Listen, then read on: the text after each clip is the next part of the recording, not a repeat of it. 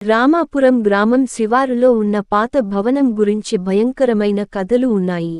ఆ భవనం గదుల్లోంచి రాత్రిపూట నవ్వుల శబ్దాలు, చప్పట్లు వినిపిస్తాయని అంటారు. మూర్ఖుడు అని పేరు పొందిన యువకుడు విక్రమ్ మాత్రం దాన్ని అసత్యమని భావించాడు. ఒక రాత్రి విక్రమ్ తన స్నేహితులతో పందెం కట్టి ఆ భవనానికి వెళ్లాలని నిర్ణయించుకున్నాడు. అతను టార్చ్ పట్టుకుని భవనంలో అడుగుపెట్టాడు. చల్లటి గాలికి గడ్డకట్టిన వాతావరణం, చీకట్లో పడే ఒక్కో అడుగుకు గుండె వేగం పెరిగింది.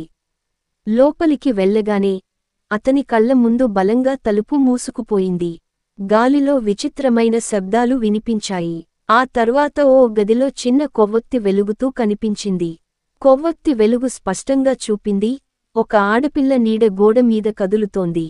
ఎవరు అని విక్రమ్ గట్టిగా అడిగాడు. ఆ గోడ నీడ మృదువైన గళంలో నవ్వుతూ, ఇక్కడికి రావడమే తప్పు. నన్ను శాంతితో ఉండనివ్వు అని అరిచింది. విక్రమ్ భయంతో వెనక్కి వెళ్ళిపోవాలని ప్రయత్నించాడు. కాని ఆ గదిలో ఉన్న బలమైన శక్తి అతన్ని కదలనివ్వలేదు. అప్పుడు ఆ గళం చెప్పింది, ఈ భవనంలో నా ఆత్మ కదలకుండా ఉంది. నా మృతికి న్యాయం జరిగేదాకా ఇక్కడి నుంచి ఎవరూ బయటకు వెళ్లలేరు. ఆ శబ్దం అతన్ని గమనించి ఒక గదిని చూపించింది. ఆ గదిలో కాగితం ముక్కలు, రక్తపు మచ్చలు ఉన్నాయి.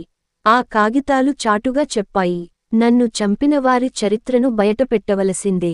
విక్రమ్ తన ధైర్యాన్ని కూడదీసుకుని ఆ రహస్యం వెనుక ఉన్న నిజాన్ని తెలుసుకోవాలని నిర్ణయించుకున్నాడు.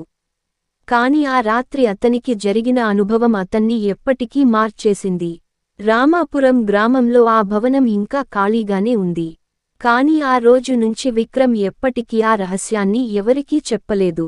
ఒకసారి ఆ భవనానికి వెళ్లినవారు మళ్లీ ఎప్పటికీ మునుపటిలా ఉండలేరు అని గ్రామస్థులు ఇప్పటికీ భయంతో చెప్పుకుంటారు.